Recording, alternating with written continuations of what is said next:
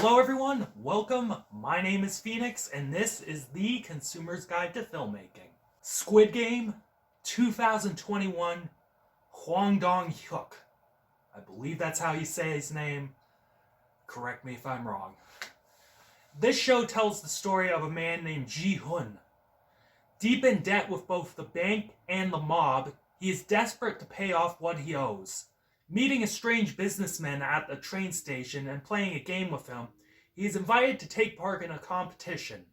Him and 455 others are whisked off to parts unknown, where they are made to play games for a large cash prize. Trapped and with their lives on the line, Ji-hoon and the others must find a way to stay alive and survive the madness. This show blew the fuck up. And I can really see why. This is a very fun and creative thriller about class exploitation. I believe this show is an absolute masterclass in building tension, and the show does this in multiple ways. In particular, the editing. Yes, the cinematography is quite nice, and there are some beautifully framed shots and really nice camera work and cool angles all around. It's the way these shots are cut together that makes this really exciting. The editor's choices on what shots to show us and when to show them created memorable moments of misdirection and intrigue. The games are all cut together beautifully, and each game will have you on the edge of your seat. Every element is put together to keep you wondering who will die next and how will the characters figure out the game. The entire Marble episode is probably one of my favorite pieces of TV filmmaking in quite some time, as the entire construction of that episode created such incredible moments of agony, sadness, and genuinely surprising swerves. If I were to give any of the episodes of this show a 10, it would be the Marble one. The set design and the costumes, I think, are incredible. All these giant square rooms are sterile and foreboding. They're so angular and bright that it feels like we're in a whole other world. That MC Escher staircase room is a fucking incredible piece of craftsmanship, and I really want to see what went into constructing that. All the people running the game wore really neat costumes. The pink soldiers with the PlayStation button masks. I know what the shapes actually mean, but fuck off. Tell me you didn't immediately think they were the buttons on a DualShock controller. Fuck you. Anyways, those costumes stand out a ton and look really, really unique. The captain guy dressed in all black with that polygonal mask cuts a hell of a presence, and he looks effectively imposing. The rich guys in animal masks at the end, while I will get into them later, do look like villainous rich assholes, and it works with how colorful the rest of the show is. The music in this show is quite eclectic. The arrangements of just pounding drums, string instruments, and pan flutes can make everything feel oddly childlike. It seamlessly fits the tone as well as the characters and themes of the show. But the arrangements can also delve into typical orchestral stuff that will drone in the background and emphasize tension or sorrow. We even dip into a little post-rock in the second last episode. We also have some really great uses of classical music in the show. The Blue Danube is used as a transition from game to game, and its use as elevator music is really off-putting, but in a good way. These people all walking up the MC Escher stairs, all to their potential death, while this soothing music plays in the background. It's quite the contrast, and I love it. When we get into the writing, we see some incredibly strong ideas and generally good execution, but it's not without fault. The dialogue can devolve into some anime tier bullshit, where the characters are just turning into lifeless vessels to explain the themes in the plot. The last 2 or 3 episodes with those VIP guys, those rich guys with the masks, their dialogue was so fucking cringe and unnatural. They literally just sit there and explain shit that the visuals are showing us, and this is the sort of thing that bothers me. It feels like the writer is talking down to the audience. And despite the filmmaking being technically sound enough to convey this very basic information, the writer still feels the need to fucking spoon feed you things. Like, verbose dialogue can be beautiful and poetic. The ending of this show is really nice in terms of its writing. But when you are bluntly telling us what shit means when it's very clear what it means visually, that's when I want to tell you to go fuck yourself. When the writing is strong, though, the writing is strong. What South Korean filmmakers and writers do really well is balance tone. This show oscillates between really funny and painfully dark, sometimes blending the two in one scene or sequence. But at no point does the show become dissonant. The funny moments are blended seamlessly into the darkness, and the dark moments are genuine, and they are earned through extensive character development.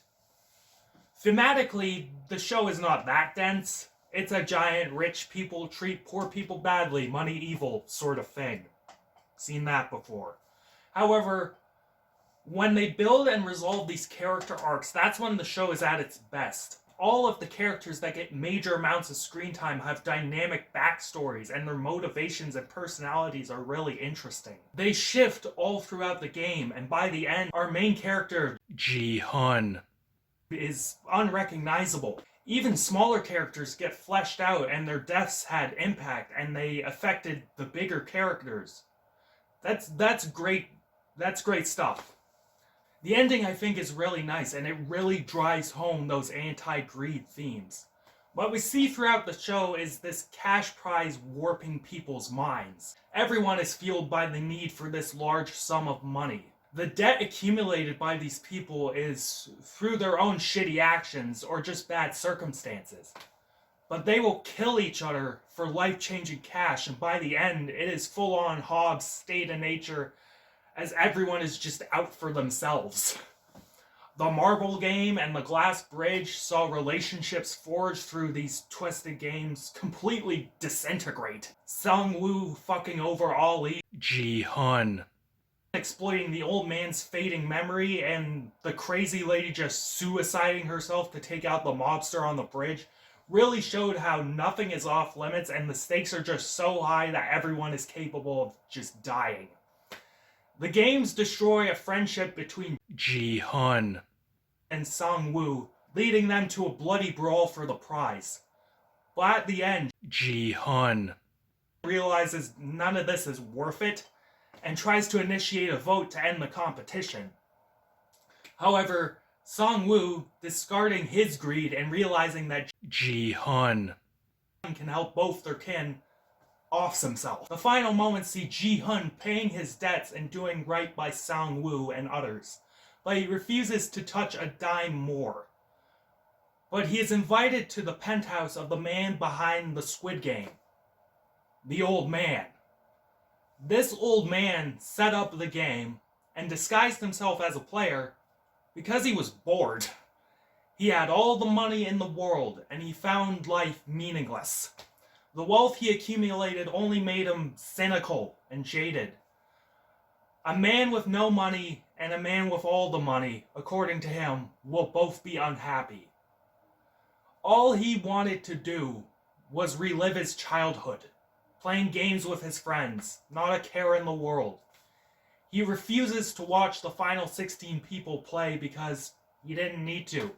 He lived it. Ji-hun sees through that cynicism, though, and realizes that a rich old codger has been exploiting people of a lower standing, probably for years.